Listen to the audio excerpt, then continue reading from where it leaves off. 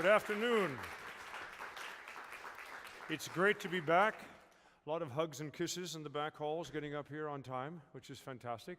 Where are our cameras? I want to say hello to everybody online, which we have quite a public. You know, all of these classes, we're now racking up at about 200,000 views of all the classes over 8 years, and with the 9th year this year, hopefully we'll get 2,001 or 2 or 3.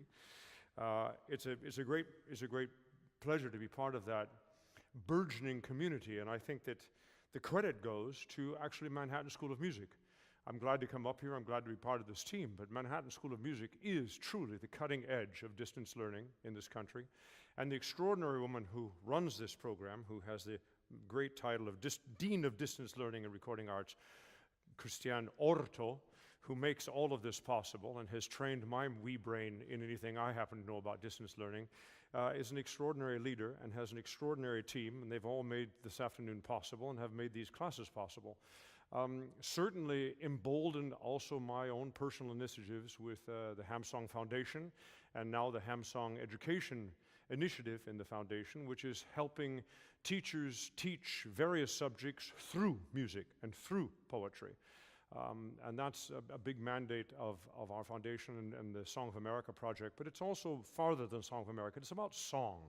It's about that, we're going to have arias and songs, and it all applies to the same thing. What we're going to do here today is explore the human imagination that we are acquainted with, the metaphor of words that has inspired the echo of that experience in a thing called music.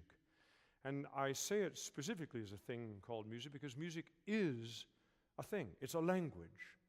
It is not the coincidental accompaniment of sound while theater takes place in front of your eyes at the opera house. Actually, opera is, by every definition, undeniably a musical art form.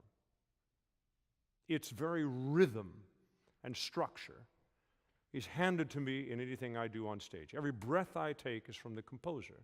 It is, of course, in a theatrical environment. Of course, it's a very exciting laboratory to explore all the great aspects of human behavior through the opera. But in fact, it is a musical art form, and it is the language of music that imparts that which we almost can't describe, what moves us and takes us through that story. Of course, words are important, and the structure of words are extremely important, and the songs we will have today are a kind of miracle in and of themselves. A song, classic song as we call it, I really don't like the word art song, only because people sort of get weirded out by art song. It's just a genre, it's just a very simple equation. Classic song is literally poetry. Who doesn't need music? In a conversation with music, who doesn't need poetry? Completely independent art forms merge to form a third art form. I already find that pretty exciting, and I would maintain it's rather unique in the world of art, which is already something why doesn't that fascinate a lot of people? It fascinates me. And what's interesting is that this old idea of prima la musica poi le parole, or what are the back, is an answer to a question that does not need to be asked. And the point is that we as human beings can actually only find a way outside of ourselves to express what's in ourselves. It's what Joseph Campbell referred to quite brilliantly and quite simply as the existence of every human is its internal recognition, and ergo all of its layers of projected reality, versus the external world in which every person lives.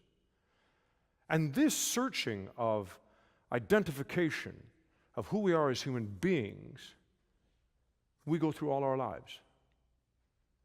And the very thing, the very subject, the very canon of information we have about what people have done through time to explore that internal right or wrong perception of the world versus the external reality of their world is called arts and humanities.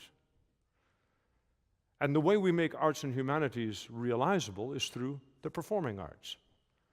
Now, I don't understand how that's become an elective. I don't get it. If someone has to get you into the arts, somebody stole them from you in the first place. I see them as a blueprint of who we are as people. I find the more intimate world of song a fascinating diary of any epoch. In fact, the epochs and the languages, those are the two big items, are really prisma, the prisms through which we look to actually discover what this story of being alive is, could be, ever was, and certainly the now of all of our lives. I think that's a very valuable thing to ingest and reflect. I don't think it should be relegated to the things you can choose to take. I think we should invite our young people, even much younger than those sitting here, to know what that story is so they can make up their own minds about who they are as individuals. Why else would we have this? So, what does this all mean? I'm very at home at this school because that is one of the raison d'etre of the existence of this school. And that is the principal guiding power behind anything called distance learning. Of course it's a clever world. Technology is fantastically entertaining.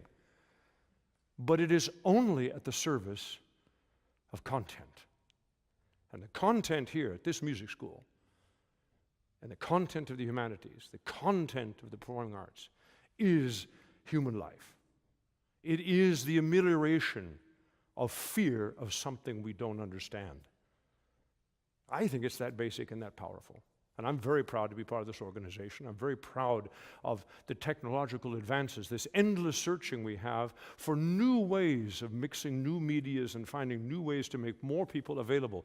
We're a small gathered group here, and we're going to have a wonderful, intimate atmosphere. We have wonderful singers coming out, but we're online.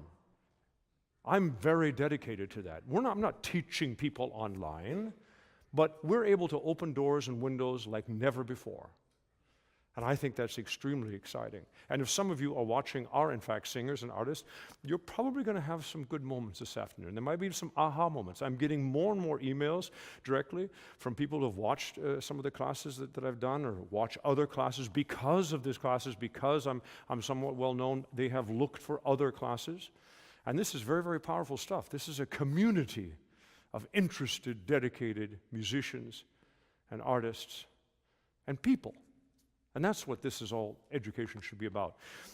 Some of the very exciting, groundbreaking programs that Christiane has been mentoring here, and I've followed right in her wake, is something like Lola.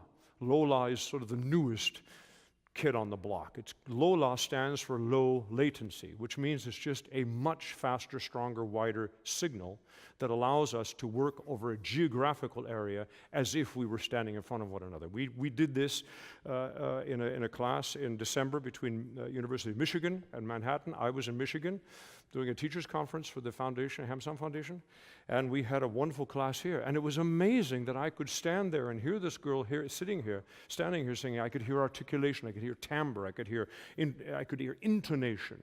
We could talk as if she was standing in front of me. This is a new brave world. The distance learning program here has been very, very fortunate to partner with and be sort of the Betty Crocker seal of approval for a lot of the software development for the Polycom organization. And they have finally committed, and we're very, very pleased and happy. I don't mean it at all cynically. Thank you very much, Polycom. But we have Music Mode, which has been a baby of Dr. Orto for quite some time, which makes the whole idea of teaching on Skype kind of like riding a tricycle. Don't do that. You know, there's so much better ways to do what we can do in innovative technology. So we're having a great time. And I guess the last thing to tell you is very, very exciting about all of this, getting into a big pool of 8 years here and other projects with the foundation, my foundation, and with this school, that Medici.tv, www.medici, as in the Medicis, .tv is the preeminent streaming television platform, and they have been for some time, but they are launching an entirely new platform dedicated to education. Probably this summer they're rolling it out with a new web platform, and they are partnered with a group called masterclassfoundation.com.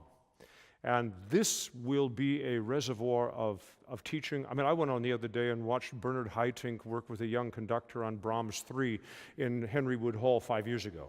That kind of thing. I mean, this is just a whole new world at our disposal in education that I think is very exciting. And I'm very proud to say that the Hamsung Foundation, in cooperation with MSM, will be housing all of our tapes indexed and lined and all that sort of thing, all of our classes over the last 8 years and today on Medici.tv when they launch the new platform. So, you know, yes, you're sitting here in a brave new world. So, if I may just take 1 minute, like I did in Heidelberg, I made them listen to me in English, and now I'm going to make you listen to me a little bit in German, weil ich muss unbedingt einen Grüß Gott sagen zu alle unsere internationale Kunden oder Freunde, sagen wir so. Ich weiß, dass einige Studenten von einigen Colleges schauen allein. Ich weiß, dass anderen, die einfach in Heidelberg auch beschäftigt waren, jetzt bin ich in New York und jetzt ist ein Flip von den Verhältnissen. Wir sind sehr froh, dass Sie auch dabei sind und ich bedanke mich sehr für eure Unterstützung und willkommen in Manhattan School of Music.